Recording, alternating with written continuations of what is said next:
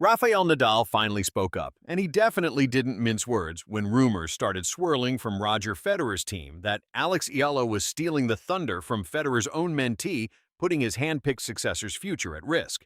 No one thought the King of Clay would intervene like that, but then again, Rafa just did exactly what Rafa has always done. He stepped up right when the chips were down. Now, let me tell you the side of the story that's been kept under wraps. This beef goes back way further than the athletes even realized. For more than 20 years, Roger and Rafa basically carved the tennis landscape into two separate empires. You had two different mindsets, two distinct vibes, and two legacies crashing into each other until the game itself was completely reshaped by their friction. On one side, you had the Swiss maestro pure class total elegance playing the game like he was writing poetry in motion. Then there was the Mallorcan matador, the guy who turned grinding into a fine art and made pain look like a superpower. They faced off 40 times with Rafa holding the edge at 24-16. But the scoreboard never really captured the whole picture between these guys. The connection they had went way beyond just being competitors. It was that deep level of respect that you only really see between the absolute greats. So when they both finally hung up their rackets, Roger in 2022 and Rafa in 2024, everyone asked the same thing: who is going to fill those shoes? Federer placed his bets on João Fonseca, that 18-year-old Brazilian phenom representing On Running, the brand Roger actually helps run. The kid won everyone over, taking the US Open Junior title in 2023 and making waves at the 2025 Australian Open by knocking out Andrei Rublev to hit the second round. Roger wasn't just writing checks, he was all in. He hyped the kid up, molding him into the face of the future he was quietly building from behind the scenes. Rafa's approach was totally different, and honestly, his project had been simmering for a lot longer. Alex Eala had been grinding at the Rafa Nadal Academy since she was 13, a lefty from Quezon City who arrived in Mallorca as a teen with that X factor, a drive that was just as big as her skill set. Rafa was there watching her evolve every step of the way. He'd text her when she won and tracked her stats like a true mentor. You had two icons, two protégés, and a world about to learn that these separate paths were bound to crash. But nobody saw this curveball coming. What happens when one of those rising stars blows up so fast that the other one starts looking like a backup plan? Because that is precisely the scenario that started unfolding in 2025.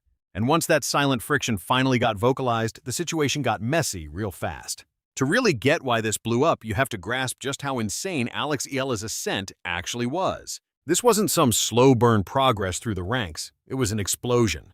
In a single season, she became the first Filipina to snag a WTA singles title, cracked the top 100, and made the semis at a WTA 1000 event. She wrapped up 2025 sitting pretty at number 50 in the world, but stats don't tell you the real vibe. You can't see the roaring crowds in a spreadsheet. At the Miami Open that March, she didn't just make the semifinals, she was taking out legends. She stunned Madison Keys and Iga Swiatek on her way to the semis before falling to Jessica Pegula. She took down an Australian Open champ and a former world #1 all as a qualifier. The Filipino fans in Miami went nuts, while millions more across those 7,000 islands were glued to their screens, absolutely losing it. Then the US Open happened. The third set was pure chaos. Ealo was down 1-5, but just wouldn't throw in the towel. She staged a gutsy comeback to claw her way to 4-5, and that's when the drama kicked in. At the net, a flicked ball left everyone guessing if it crossed the tape.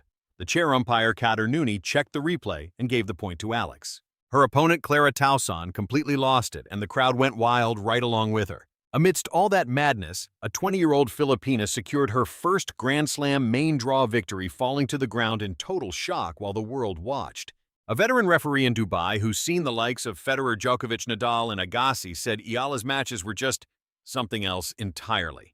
Ticket sales for the 2026 Dubai Championship surged 48% year-over-year, basically all thanks to the Eala effect. Ex-pro Steve Johnson went on the Nothing Major podcast and was asked point-blank if Alex was the biggest ticket seller in the women's game. He didn't hesitate. Yeah. Meanwhile, where was Fonseca, just working, grinding, keeping his head down? But the limelight, that blinding, deafening attention, was trailing Alex wherever she stepped.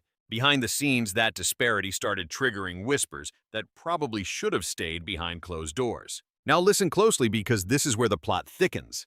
It went down at a promo event in late 2025, hyping up Roger's Hall of Fame induction for 2026, where the Swiss icon sat for a long interview.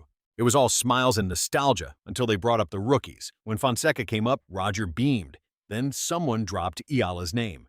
Roger didn't yell and he didn't go on a tirade.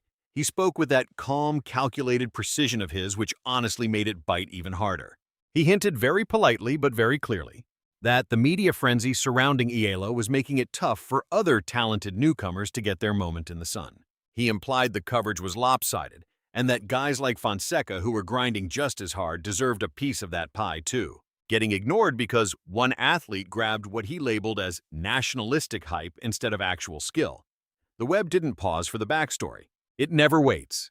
In just a few hours, that line about nationalism over talent got snipped, reposted, and blasted out to roughly 10 million people on every app. Supporters from the Philippines, known for being the most coordinated and intense crowd on Earth, rallied immediately. Every comment thread turned into a war zone. Roger's reputation, usually treated with total worship, started trending for terrible reasons out of nowhere. Everyone kept asking the exact same thing. Is anybody in the sport going to say something? Who's got her back? On November 19, 2025. Precisely a year following his last pro game during the Davis Cup Championships, Rafael Nadal grabbed a racket for the first time since retiring. He stepped back onto the clay at his academy, picking Alex Eala, currently ranked 50th in the world, as his hitting partner. That schedule wasn't a coincidence. Rafa isn't the type to leave anything to chance. He shared a clip of the workout online, writing, "12 months down the line, it feels amazing to be back on the court. Loved hitting with you, Alex Eala. I'll bring more heat next time." She replied, "Back like you never left." Short and sweet, but given the drama surrounding her right then, it felt like a declaration. See, Rafa did a lot more than just trade rallies with her that afternoon. He stood right next to her, loud and clear, in an industry where legends usually stay quiet to keep their image clean. He picked a team. And that team was a 20-year-old Filipino phenom who'd been at his school since she was a kid, taking his lessons on grit to arenas all over the globe. Later, when an interviewer grilled him on Roger's take regarding rookies and media bias, Rafa picked his phrases just like his forehands, precise and intentional. He insisted that any athlete attracting fresh eyes to the game should be applauded, not doubted. That fan excitement isn't taking away from the sport. It's the heart of the game. He mentioned watching Alex grind for years, adding that having a huge crowd doesn't mean you lack talent. "Roger and I are tight. We speak all the time," he noted, keeping things diplomatic to preserve the bond. But on this specific topic, he was crystal clear. He wasn't letting this one go, especially not when it concerned a student he'd guided, trusted, and hyped up way before she was famous. The tennis world felt the impact because when Rafa, a guy who avoids drama, takes a stand, you know it matters. But let's pump the brakes and ask the tough question. Was Roger completely off base? The kid is unreal. He's a genuine superstar in the making, athletic, skilled, and way cooler under pressure than he should be at his age. And let's be real, the cultural hype around Eala definitely sparks a media frenzy that can eclipse her actual stats. A bunch of quick losses after Miami triggered a wave of nasty messages from fair-weather fans and newbies. The chatter about her usually flips between blind devotion and totally unfair bashing, neither of which helps her or the game. Frankly, after getting crushed 6-0, 6-2 by Coco Gauff in Dubai, Alex didn't make excuses. She confessed there's still a distance between her level and the elite women pros. That sort of self-awareness is incredibly rare for a kid her age. She doesn't need to be shielded from reality. She's proved she can look it right in the eye. But there's a huge gap between helpful feedback and just writing someone off, between noting flaws and ignoring success. Eala handled the stress with her usual focus. "I always try to stay thankful. Where I'm from, I've witnessed real poverty. I've seen true hardship. Even if I haven't lived it personally, I value what I've got. Now look at what she's actually done." Cut through the chatter, and she started 2025 ranked 138th. Pause the drama for a second. Forget the breaking news, the sound bites, and the social media beefs. This story is way bigger than a spat between two retired icons. The game is evolving. A sport once ruled by a tight group of European and American pros for a specific crowd is blowing up. Fresh markets, fresh eyes, fresh talent. And these incoming supporters aren't quiet. They're vocal, coordinated, passionate, and totally all in. An old-school ref in Dubai who's seen the world's best for decades noted that Eala's games have a vibe unlike anything he's ever seen. Maybe not noisier, but just different, more intense, more electric. John captured it perfectly. There are massive regions waiting to explode. They just need stars to rise up and build a brand. And Alex has done exactly that. You tune in just to feel that energy on the court. That is the friction driving pro tennis today. The traditionalists, the historic clubs, the strict pecking order of who deserves hype and money. They're hitting a wall they never saw coming. And that wall has a name, a world ranking of 31, and a backhand that took down 3 major winners in one event. Rafa standing up for Eala isn't just a sweet exchange between a coach and his pupil. This moment defines the very soul of tennis, sending a clear message that the old guard doesn't get to retroactively police the energy of the crowd or the popularity of a rising icon just because it disrupts the status quo. You can't beg for global attention and then get upset when the masses actually start paying attention. Right after defeating Eala in Dubai, Coco Gauff grabbed the mic and gave credit where it was due, thanking Alex for dragging a whole fresh demographic into the tennis world. She genuinely appreciated the energy, calling it amazing. Even while standing there as the winner, Gauff understood the massive favor Alex was doing for the entire sport. Jessica Pegula didn't hold back, either labeling her the definition of a perfect role model. Pegula noted how incredible it is to see her fill up arenas with the backing of her entire nation, pointing out that Alex carries that heavyweight with a level of maturity and grace that is honestly rare. Then you have Nadal, a guy focused on the next point rather than history books, who returned to the court after a year away and handed his racket directly to Alex Eala, not to Fana or anyone else, but to the 20-year-old Filipino phenom who took his academy's brand global and gave it a fresh purpose. That gesture speaks volumes, but honestly, this narrative isn't really about pointing fingers or assigning fault. It goes way deeper than a rivalry between Federer and Nadal or a showdown between Fana and Eala.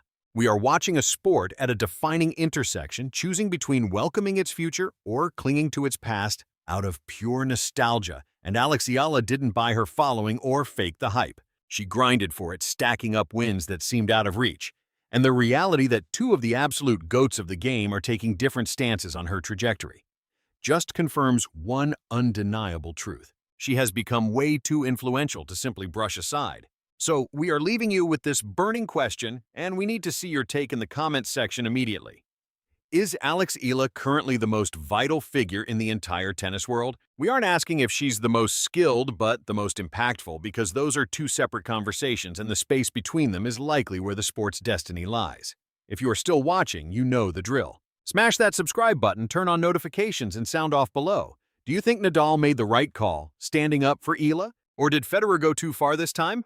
Let the discussion begin.